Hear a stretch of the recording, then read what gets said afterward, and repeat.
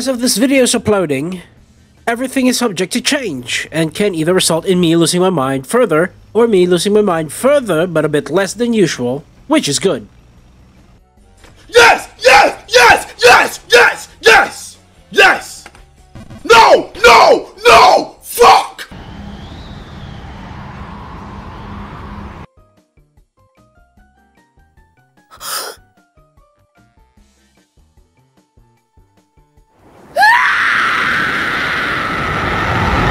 So, 2.41 Firebirds. I actually suggested they just call it Rating Fire 2 or Direct Hit 2 so it'd be a bit funny and wouldn't require a lot of creativity.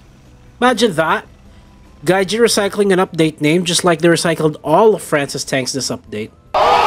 That's right, Leopard 2A4 NL, Leopard 2A5 NL, Leopard 2A6 NL. France's newest tanks that will occupy the 10.7 and 12.0 battle ratings. You know, when we signed on to this Benelux thing, I thought it would give France more tanks and battle ratings that they don't actually have vehicles in. Giant gap from 9.7 to 12.0, so you could slot in the Belgian Leopard 1A5BE with the Cockerel turret at 10.3, CV9035 NL MLU at 10.7, but as of the moment, they're taking the easy way, as usual, and plopping in reskinned Leopard 2s. Well, alright, that's France. Gaijin always finds a way to fuck with the French. Fuck you, Garrett! Yes, chef, fuck me. Speaking of small nations, Romania, taking a break from robbing the United States of diesel fuel, provides Italy with its first radar SAM, the OSA AKM. Getting the 9M33M3 missile, the OSA AKM has a range of 10.3 kilometers. The OSA AKM is also available for Germany and Russia and will be at battle rating 10.3. I can finally toss my Sidam 25 Mistral into the garbage can because I can now fuck with helicopters and jets with the OSA AKM as Italy. I am free at last. I'm sorry! I am free. And unfortunately not the Patriot because that was just a prop despite Reddit schizophrenically manifesting it to be something. In this post about the Patriot missile in the trailer, comment goes, "Can't wait to see it miss non-stop, but the S-300 and S-400 will hit anything at 60 kilometers. And then the reply goes, "Wow, pre-coping NATO already and we haven't even got a dev stream." Then a reply to that comment goes, "The incentive to pre-cope is ingrained in the way it was presented in the trailer.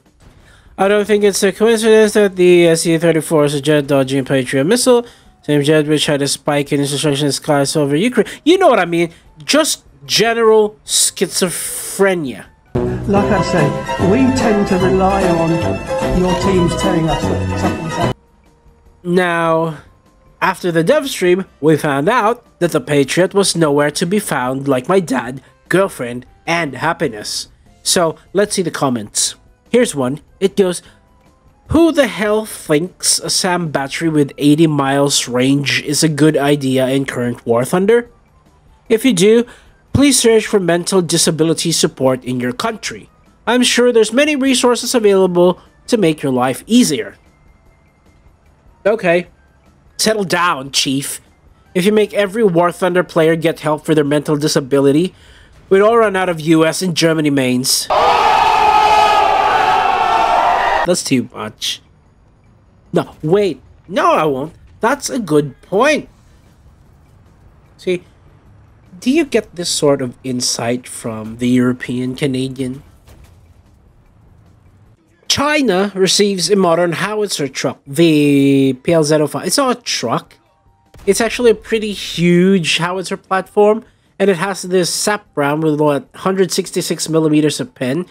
So if you absolutely have an uncontrollable desire to send a light tank or SPA crew into the afterlife in the fastest way, you can make a 155mm howitzer shell, pen the thing, and vaporize everyone inside.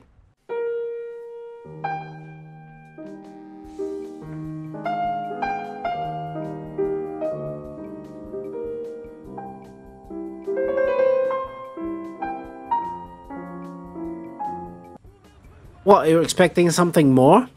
I already had the last update. This update is for the boys. Well, the boys except Japan and Sweden. Sweden gets a new squadron, the BMP-2MD, which is, if you can see by the name, is my BMP-2. That's a squadron vehicle. BMP-2 without an ATGM. That's it. That's a tank. Aside from the OSA, Germany gets the Lux 2, wheeled tank with a 20mm gun. Britain gets the Canadian Ram 3, and in exchange just gets the Skink, along with the T-77E1 SPAA. Nothing serious. But Britain also gets the Scimitar, which is at 7.7, as a warning to not bring it to 10.3 with the A-10s. USSR gets the Object 140, which had the 100mm D54T, which was supposed to be the gun for the T-62, before Choikov had an aneurysm realizing that the new NATO gun was 105mm and ordered the new gun for the Object 430 to be a 115mm, which then became the T-62. Did you get all that? No? Let's move on. Israel gets on the M60, the Sabra, this time with a 120mm gun. Yet another blow to Turkey for getting their tank in yet another nation instead of one cohesive nation they can build a lineup around. Fantastic. But no, this video is not about Turkey, it's about the aircraft. Oh lord, the aircraft. I'm going to begin with the simple ones because the highlight aircraft of this update is about to start the Third World War. Or the 100th. I don't know. Every new update in War Thunder is like a new world war among the player base. Every day I wake up and I hope you're dead! The B-70G gets its big bowls.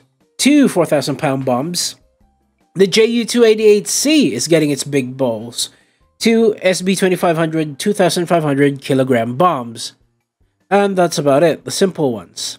Other than some cockpit updates, that's all the non-controversial ones. Now we go to the vehicles that is driving the players. Crazy. Let's start with the Tornado GR4. We all know Gaijin's pastime is to fuck over Britain in some form or fashion. So in talking about British vehicles, it's more of a question of in what way has Gaijin fucked over this nation again. This time, it's a big doozy. The Tornado GR4 gets its long-awaited air-to-ground missiles, the Brimstones. And the catch? Doesn't get its terminal active radar homing guidance. So it's laser guided the entire way from launch to hit. But because Gaijin remembered their Gaijin entertainment, they found a new way to nerf an already garbage British plane. The Javelin FAW Mark 9 loses thrust at sea level because of some weird realism nitpick regarding its fuel pumps. That means it's lower at lower altitudes and only gets afterburner thrust at 6,000 kilometers. So the question is, when it comes to nitpicking about the realism of this game, why do you take away realistic aspects of the Brimstone and then be pedantically realistic when it comes to the Javelin? Why can't you apply this thing about not being realistic to other weapons that other nations might need? For example, the GCS-1 hasn't been added forever because the Fire and Forget IR Seeker is too overpowered, according to Gaijin.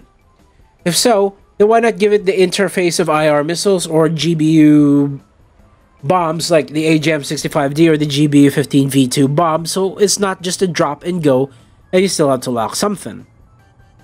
That would give Japan a guided weapon, which they don't have until 12.0 with the F-16AJ, and probably won't have until the F2. Clearly, they only do this to Britain because it's funny watching the British mains have a mental breakdown after doing 410,000 RP for the Challenger 3 TD, and they drop its engine power from 1,500 horsepower to 1,200 horsepower anyways. God damn them! God damn them! God damn them! God fucking damn them! Speaking of horribly slow bastards, the next plane we're going to talk about is the F-117. Oh, damn the F-117. The new plane is going to destroy US win rates in Air RB. 70, 60, 50, 40, 30, 20, retard, retard. 0 missiles, 0 countermeasures, no afterburner, no guns. It's going to have an air RB battle rating where its stealth wouldn't matter because half the bastards in that battle rating have no radar anyway. It's going to hurt people in ground RB, especially those bastard Rolands.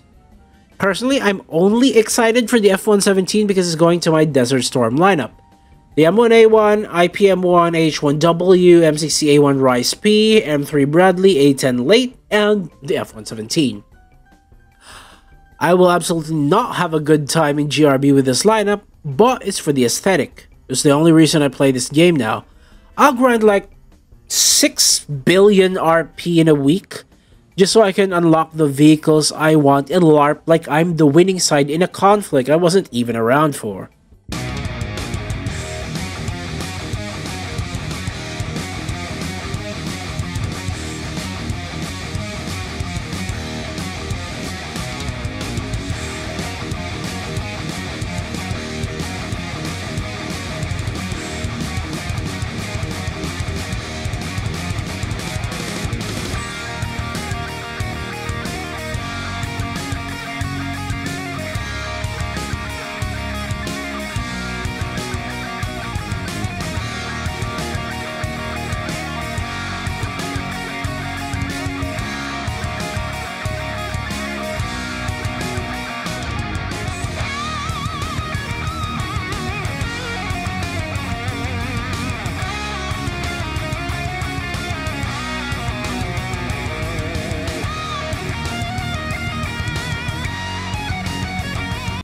Just normal, well-adjusted things.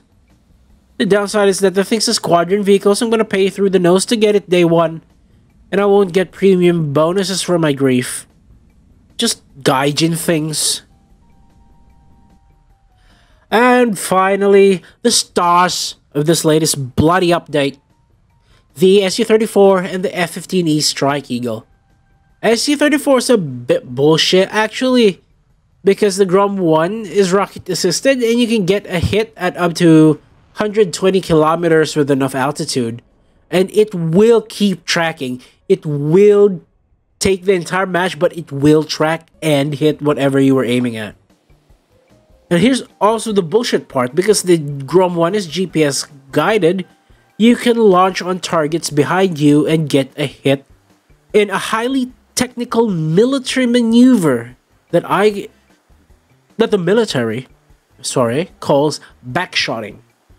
That's right, because of the Grom, you can give your opponents backshots. The Grom 2 can also do this to a certain degree, but there's no thrust, so you have to give it enough altitude and speed and range for it to angle towards the target. The GBU-39 can also do this. The SU-34 has an onboard laser designator like the SU-25 SM-3, called the Platan 34. Meanwhile, the F-15E has the Lantern Pod. The F-15E also has an Israeli counterpart, the F-15I Ra'am, which is a near identical copy-paste, except for the F-15I getting the more powerful engines. Once again to America's eternal meltdown. Very funny. Thanks, Gaijin, for the endless entertainment to be had from melting down America mains. I just want to attack other people, and I want to kill other people, and I want to create conflict, and I want to watch the world burn. So what do I think about this update?